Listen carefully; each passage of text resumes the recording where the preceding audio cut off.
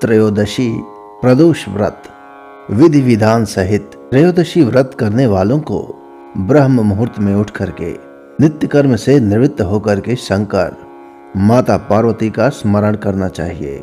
व्रत वाले दिन भोजन नहीं करना चाहिए। सायंकाल को जब सूर्यास्त में 1-8 घंटे शेष बचे तब स्नान आदि के कर्मों से निवृत्त होकर श्वेत वस्त्र धारण करके पूजन के स्थान को स्वच्छ जल और गाय के गोबर से लीपकर मंडप को भाली भांति सजाकर 5 रंगों को मिलाकर अष्टदल कमल बनाकर कुशा के आसन पर पूरब की तरफ अथवा उत्तर दिशा की ओर अपना मुख करके बैठ जावें और भगवान शंकर एवं पार्वती की पूजन करनी चाहिए।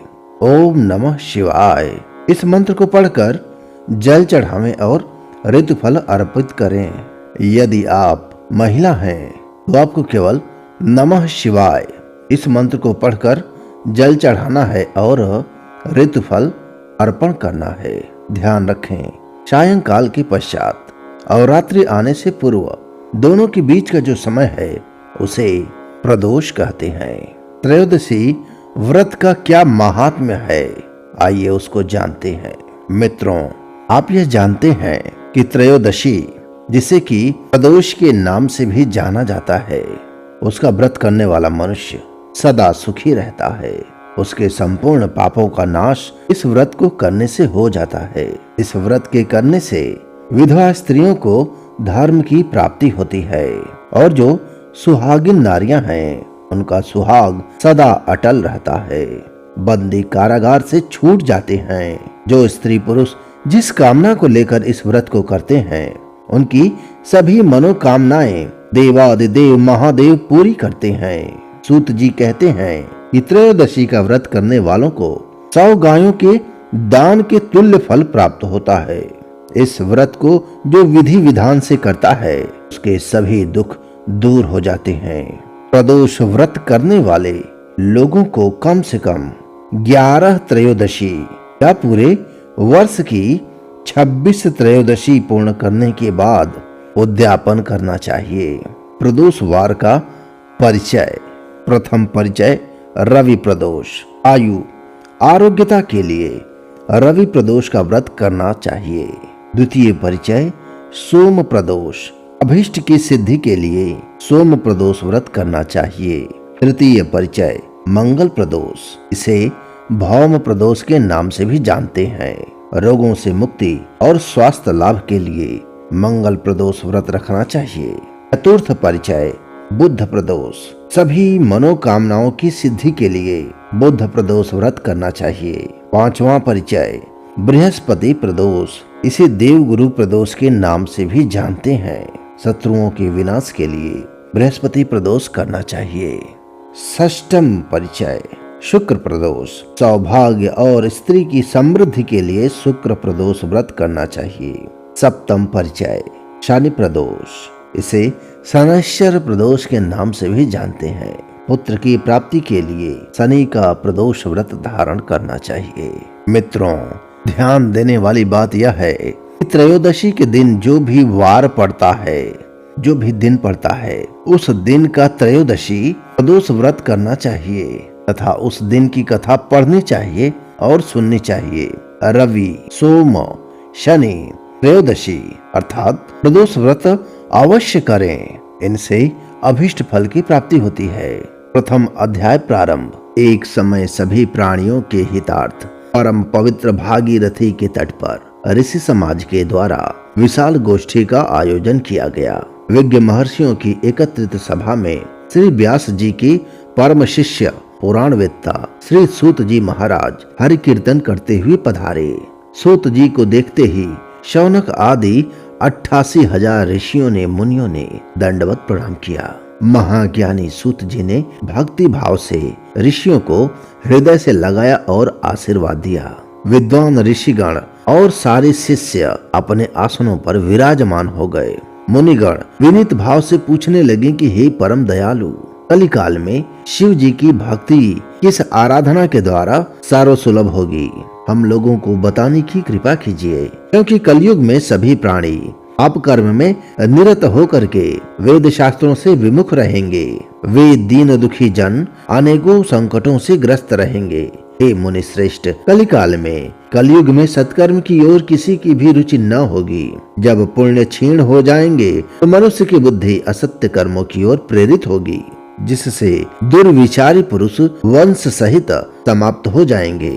इस अखिल भूमंडल पर जो मनुष्य ज्ञानी होकर ज्ञान की शिक्षा नहीं देता, उस पर परम पिता परमेश्वर कभी प्रसन्न नहीं होते हैं। हे महामुने, ऐसा कौन सा उत्तम व्रत है जिससे मन वांछित फल की प्राप्ति होती है?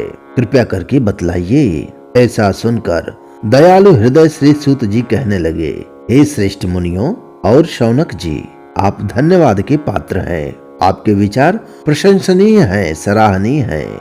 आप वैष्णव में अग्रगण्य हैं, क्योंकि आपके हृदय में सदा ही परहित की भावना निहित रहती है। इसलिए हे शौनक आदि ऋषियों, सुनो, आज मैं उस व्रत को तुमसे कहता हूँ जिसके करने से सब पाप नष्ट हो जाते हैं। धन वृद्धि करने वाला, दुख का विनाश करने वाला, सुख को प्राप्त कराने वाला, संतान देने वाला, मनवांछित फल प्रदान करने वाला यह व्रत तुमको सुनाता हूँ। ध्यान से सुनो। जो किसी समय भगवान शिव ने सती जी को सुनाया था और उनसे प्राप्त यह परम श्रेष्ठ उपदेश मेरे पूज्य गुरु जी ने मुझे सुनाया था, जिसे आपको समय पाकर शुभ वेला में आज मैं सुनाता हूँ। बोलो उमापति महादेव की जय। सूत जी कहने लगे, और वेद व्यास मुनि ने मुझे सुनाया था। शौनक आदि ऋषि बोले, हे पूज्यवर महामते, आपने यह व्रत परम गोपनीय मंगलप्रद कष्ट निवारक बतलाया है। कृपया यह बताने की भी कृपा करें कि यह व्रत किसने किया और उसे क्या फल प्राप्त हुआ। श्री सूत जी बोले, उत्तम प्रश्न है। हे विचारवार ज्ञानियों, आप शिव के परम भक्त हैं और आपकी भक्ति देखकर मैं व्रत करने वाले पुरुषों की कथा कहता हूँ। एकाग्रचित होकर सुनो। बुद्ध प्रदोष व्रत कथा। श्री सूत जी महाराज बोले, हे ऋषियों, अब मैं आपको बुद्ध त्रयोदशी अर्थात बुद्ध प्रदोष की कथा सुनाता हूँ। ध्यान पूर्वक सुनिए। प्राचीन काल की कथा है। एक पुरुष का नया नया विवाह हुआ था। वह गौने के बाद दूसरी बार पत्नी को लिवाने अपने ससुराल पहुंचा और अपनी सास से कहा कि बुधवार के ही दिन पत्नी को लेकर अपने नगर जाएगा। उस पुरुष के सास ससुर ने, साले सालियों ने उसको बहुत समझाया कि बुधवार को पत्नी को विदा करा करके नहीं जाना चाहिए, यह शुभ नहीं है। लेकिन वह पुरुष अपने जिद से रस से मस नहीं हुआ। विवश होकर सास ससुर ने अपने जामाता और पुत्री को भारी मन से विदा किया। पति पत्नी बैलगाड़ी से चले जा रहे थे। नगर के बाहर निकलते ही पत्नी को प्यास लगी। पति लोटा लेकर पत्नी के लिए पानी लेने गया और पानी लेकर जब लौटा तो उसकी क्रोध और आश्चर्य की सीमा न रही, क्योंकि उसकी पत्नी किसी अन्य पुरुष के लाए लोटे में से पानी पीकर हंस हंस कर बात कर रही थी। क्रोध में आग बबूला होकर वह उस आदमी से झगड़ा करने लगा, मगर यह देखकर उसके आश्चर्य की सीमा न रही कि उस पुरुष की शक्ल उस आदमी से हूबहू मिलती थी।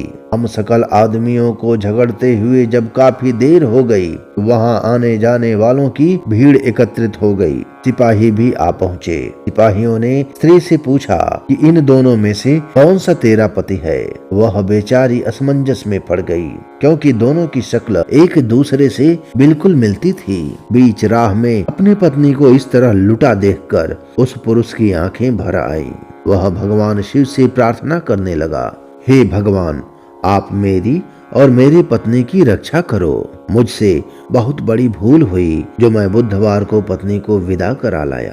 भविष्य में ऐसा अपराध कदापि नहीं करूंगा। और उसकी इस विनम्र प्रार्थना को सुन करके दूसरा पुरुष अंतर ध्यान हो गया और वह पुरुष सकुशल अपनी पत्नी के साथ अपने घर पहुंच गया। उस दिन के बाद पति पत्नी नियम पूर्वक बुधवार के प्रदोष का व्रत करने लगे।